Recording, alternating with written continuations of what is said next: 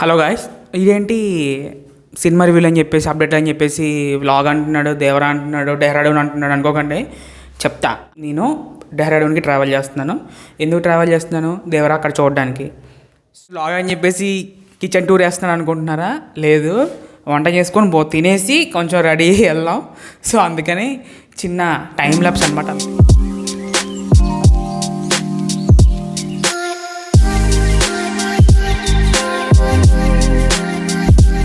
ఏంటంటే cooking vlogging కాదు, మీరు కుకింగ్ వ్లాగ్ అనుకోకండి రా బాబోయ్.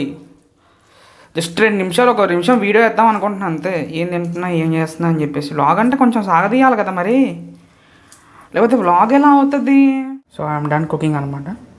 సో తినేసి స్టార్ట్ అయిపోవచ్చు. తినడం అయిపోయింది. టైం వచ్చి 6:30 అవుతుంది. 8 o'clock ట్రైన్. సో రెడీ అయితే బెటర్. రెడీ వస్తాను.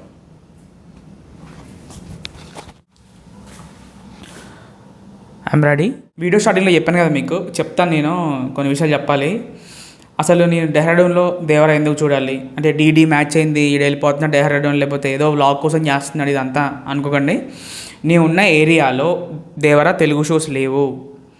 సో ఇది పెద్ద సినిమా కాబట్టి, నాకు ఎన్టీఆర్ అంటే కొంచెం ఒక అభిమానం కాబట్టి సో వెళ్తున్నాను నేను.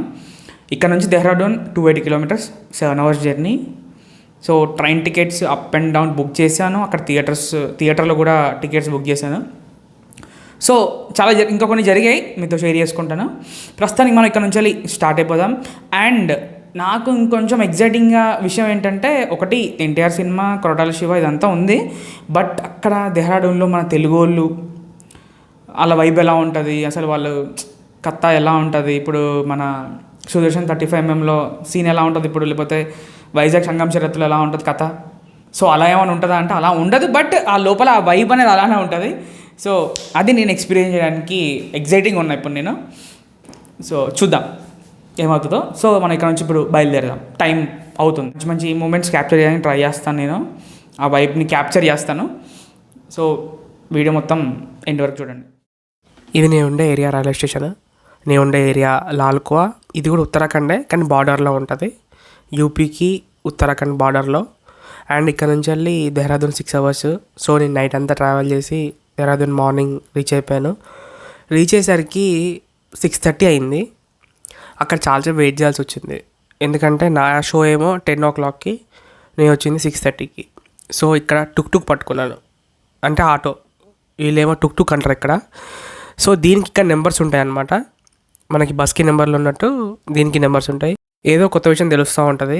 అలా ఇది నాకు తెలిసింది ఇప్పుడు. అండ్ మాల్కి రీచ్ అయిన తర్వాత అందరు తెలుగు వాళ్ళు వచ్చారు. థియేటర్ ఫుల్ అయిపోయింది. సో చూడాలి లోపల ఎక్స్పీరియన్స్ ఎలా ఉంటుందో. క్యాప్చర్ చేస్తాను చెప్పాను కదా మీ అందరికీ. పీవీఆర్ కూడా పిచ్చెక్కిపోయాడు ఆరుపులకి వాటికి వీటికి. మీరే చూడండి ఒకసారి.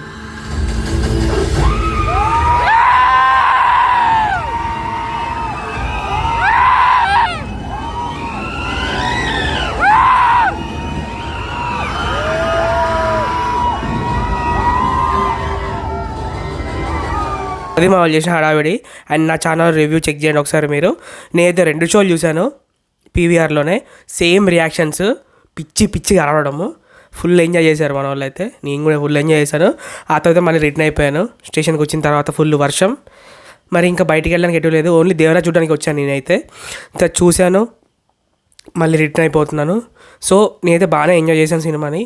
అండ్ రివ్యూ ఇచ్చాను, ఒకసారి చూడండి, నా ఛానల్లో ఉంది. నచ్చితే లైక్ చేయండి, షేర్ చేయండి, సబ్స్క్రైబ్ చేయండి. Thank you.